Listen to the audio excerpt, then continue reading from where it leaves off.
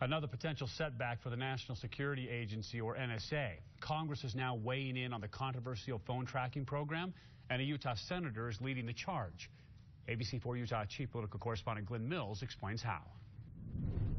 Senator Mike Lee is urging his colleagues in the Senate to follow the lead of the House and limit the powers of the NSA. He says the USA Freedom Act of 2015 will do just that. The NSA is under fire in D.C. We must not permit this type of collection to continue. Senator Mike Lee is teaming up with Democratic Senator Patrick Leahy of Vermont to push for the USA Freedom Act of 2015. And Americans were appropriately outraged when they heard about this massive intrusion into their privacy. The act would put an end to the mass collection of phone records under Section 215 of the Patriot Act. Senator Lee says it's an abuse of the Fourth Amendment. General warrants are not the norm in America. General warrants are not acceptable in America. They are not compatible with our constitutional system.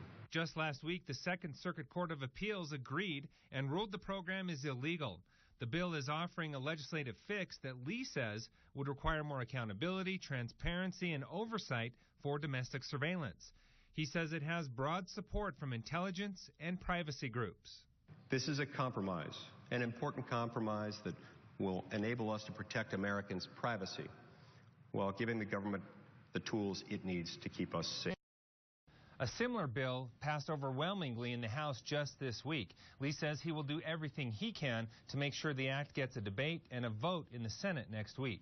In the Satellite Center, Glenn Mills, Good for Utah. And the fate of the Patriot Act is now in the hands of Congress. It is set to expire next month. And Senator Lee has really been a busy man because this week in the Senate Armed Services Committee, he successfully added an amendment to the Defense Authorization Act that preserves the National Guard's Apache helicopter fleet. Senator Lee says the extension will, and I quote, give Congress and the Department of Defense more time to ensure the National Guard's resources are used in the most effective and beneficial way to protect our national security.